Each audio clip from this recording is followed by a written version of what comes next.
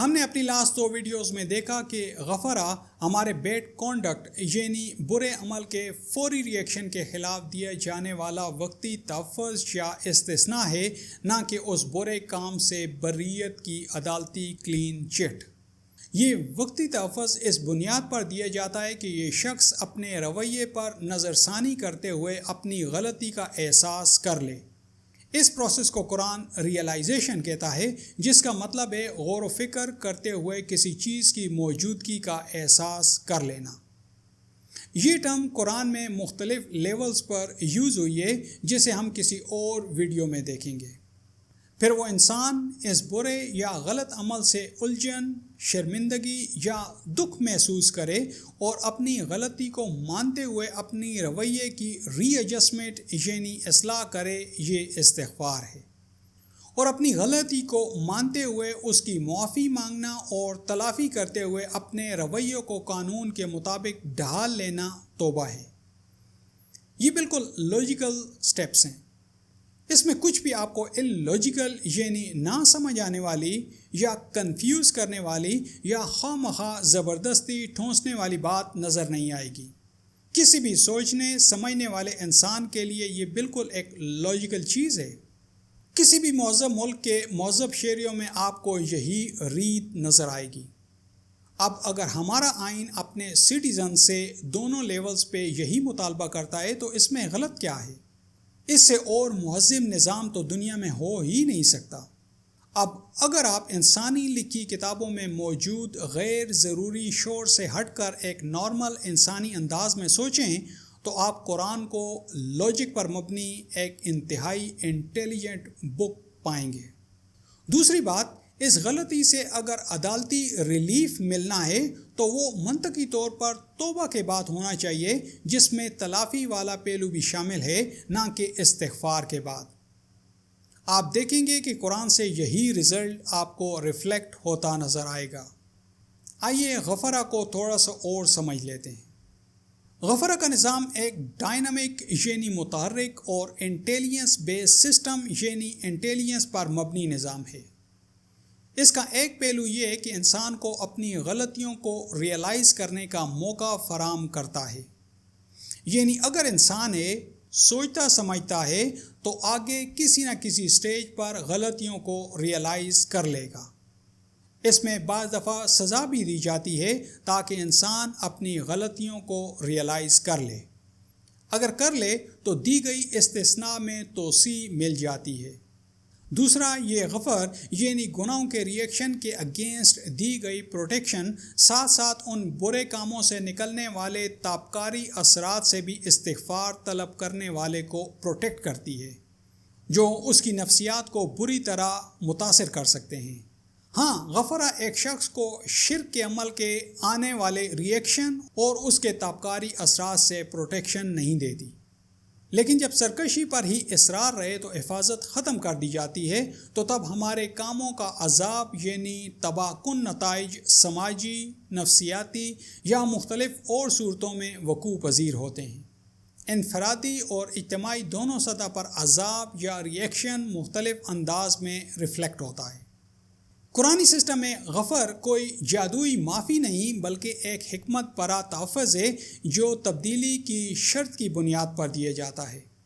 جب انسان اسے نظر انداز کر دیتا ہے تو عمل اور رد عمل کا قانون پھر خود بخود حرکت میں آ جاتا ہے۔ غفر یعنی وہ سرکاری پروٹیکشن اپنے برے اعمال کے ریئیکشن یعنی رد عمل سے بچنے کا دیا گیا وہ وقتی استثناء ہے جو کاؤنٹ ڈاؤن ٹائمر کی طرح ایکٹ کرتا ہے۔ یہ وہ مدت ہوتی ہے جس میں افراد یا معاشرے اپنے رویے کو بدل سکتے ہیں۔ اس بیچ میں مختلف انداز میں وارننگ سائنز بھی دیے جاتے ہیں۔ ایک سمجھدار قوم یا شخص ان وارننگ سائنز یا انتباہات کو رجسٹر کرتا یعنی انہیں محسوس کرتا اور اپنے ایکشنز کا بغور جائزہ لیتا اور انہیں تبدیل کر دیتا ہے، تو تب غفر ایکسٹینڈ ہو جاتا یعنی اس میں توسیع مل جاتی ہے۔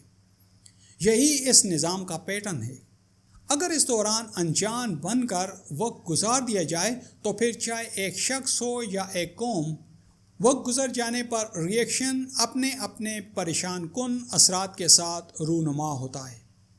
اقوام کے بارے میں ان پریشان کن لمحات میں دی جانے والی دہائیوں کے بارے میں یہ کتاب ہمیں اس طرح وارن کرتی ہے۔ غفر ایک وقتی تحفظ ہے، نہ کہ لامحدود بخشش یا معافی۔ یہ نظام استغفار اور توبہ کرنے والوں کو مہلت دیتا ہے، لیکن آنکھیں اور کان بند کر کے اپنے رویے پر اصرار کرنے والوں کو استثناء نہیں دیتا۔ یہ مدت امتحان اور اصلاح کا موقع ہوتا ہے۔ اگر اس دوران سچی تبدیلی آ جائے تو حفاظت جاری رہتی ہے، اگر سرکشی جاری رہے تو نظام غفر ختم ہو جاتا ہے۔ غفر ایک زندہ نظام یعنی لیونگ سسٹم ہے۔ یہ مخلصین کو وقت دیتا اور اپنے آپ کو بہتر یا امپروو کرنے کا موقع دیتا ہے، لیکن فاسقین یعنی جان بوجھ کر وہی کام کرتے جانے والے آخرکار اس کی پکڑ میں آ جاتے ہیں۔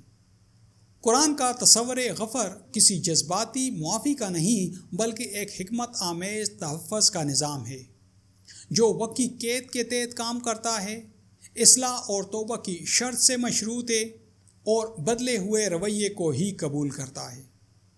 غفر کو معافی یا بخشش کے بجائے مشروط حفاظت کے تصور کے طور پر سمجھنا ہمارے نقطۂ نظر کو مکمل طور پر بدل دیتا ہے، خاص طور پر الہی انصاف، انسانی ذمہ داری اور قرآن کے پیغام کے بارے میں۔ یہ ہمیں دعوت دیتا ہے کہ ہم گناہ اور معافی کے رسمی خیالات سے آگے بڑھیں، قرآن کو زندگی کا ایک سبب و نتیجہ یعنی کاز اینڈ ایفیکٹ، عمل اور اس کے رزلٹ کا عملی دستور سمجھیں۔ یہ تسلیم کریں کہ ہمارے اعمال کے نتائج ہوتے ہیں اور صرف اللہ کے قوانین کے ساتھ مکمل ہم آہنگی ہی ان نتائج کو مؤخر یا روک سکتی ہے۔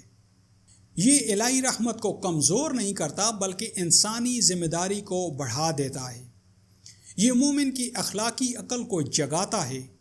یہ قرآن کو کوئی صوفیانہ کتاب نہیں بلکہ ایک سائنسی اور اخلاقی شاہکار ثابت کرتا ہے۔ غفر کا یہ تصور ہمیں سکھاتا ہے کہ اللہ کی رحمت اندھی بخشش نہیں بلکہ ایک حکمت بھرا تحفظ ہے۔ نجات صرف الفاظ کے ورد سے نہیں، عملی تبدیلی اور اصلاح سے ملتی ہے۔ قرآن فطری قوانین کی کتاب ہے جہاں ہر عمل کا ایک نتیجہ ہوتا ہے۔ آخر میں یہ نظریہ ہمیں حقیقی اسلام کی طرف واپس لے جاتا ہے، ایک منظم، عقل پر مبنی اور ذمہ دارانہ نظام زندگی کی طرف۔ اور آخری بات، غفر دنیا اور آخرت میں کچھ مختلف انداز میں ایکٹ کرتا ہے۔ دنیا میں جہاں یہ وقتی استثناء کے طور پر فنکشن کرتا ہے، وہاں قیامت میں یہ دائمی انداز میں عمل کرتا نظر آتا ہے۔ دنیا میں تو ہم نے کسی حد تک اس کو دیکھ لیا، ہمارے اعمال کا صحیح دین یعنی آڈٹ یعنی ان کی چھان پھٹک کا اصلی عدالتی پروسیس آخرت میں ہونا ہے، اور وہ انتہائی سینسٹیو اور خطرناک ہے۔ جس طرح دنیا کے بھی جن ممالک میں انصاف کا ایک نظام موجود ہے، وہاں بھی بعض کلپس میں آپ نے مجرموں کو کٹہروں میں گرتا دیکھا ہوگا۔ وہاں آخرت میں آڈٹ کا نظام ایسا ہوگا کہ وہ اعلیٰ سے اعلیٰ درجے کے سائنٹسٹ اور ججوں کو بھی حیران کر دے گا۔ اس وقت کیا حالت ہوگی، حقیقت سے آگاہ کتاب ہمیں یہ بھی بتاتی ہے۔ اس وقت بھی کچھ لوگ غفر یعنی پروٹیکشن کے اقدار پائیں گے تو وہ پروٹیکشن وہاں بھی ان کو دی جائے گی، جس میں باقی عوامل کو شامل کر کے اس سارے پروسیس کے اینڈ پہ وہ اپنے اعمال کے آڈٹ میں کامیاب قرار پائیں گے۔ اور اگر غفر بخشش ہے تو آڈٹ ہو جانے کے بعد یعنی حساب کتاب ہو جانے کے بعد تو اسے ختم ہو جانا چاہیے تھا۔ مزے کی بات یہ ہے کہ یہ پروٹیکشن جنت میں اور بھی بھرپور انداز میں موجود ہوگی۔ اس غفر کی بدولت ہی تو جنتی جنت میں غم سے پروٹیکٹڈ رہیں گے، بھوک سے پروٹیکٹڈ یعنی حفاظت میں رہیں گے، موت سے انہیں یہی مسلسل حفاظت ہی تو دی جائے گی۔ کسی بھی قسم کی بےہودگی، گرمی، سردی، محنت مزدوری، ہر چیز کے اگینسٹ یہی غفر ہی تو ہوگی۔ امید ہے کہ اب آپ قرآن کو ایک نئی نظر سے دیکھیں گے۔ ویسے آخر میں کتابوں والے غفر یعنی بخشش کے حوالے سے ایک انوکھی بات بتاؤں۔ یہ غفر دنیا میں تو اتنی کثرت سے ہوتی ہے، یعنی بات بات پہ بخشش ہو جاتی ہے، اور کہا جاتا ہے کہ اللہ بخشنے کے بہانے ڈھونڈتا ہے، اور اس حد تک کہ اگر قبر پر 40 آدمی گواہی دے دیں کہ اچھا آدمی تھا تو اللہ ان کی گواہی مان لیتا ہے اور اس انسان کی بخشش ہو جاتی ہے۔ چلو ساری بات ہی ختم، اور کیا چاہیے آپ کو؟ ویسے غفر کا بخشش والا کانسیپٹ مسلمانوں میں کہاں سے آیا؟ اگر وہ ویڈیو آپ نے نہیں دیکھی تو لازمی دیکھیں۔ اگر ویڈیوز اچھی لگیں تو انہیں ضرور شیئر کیا کریں۔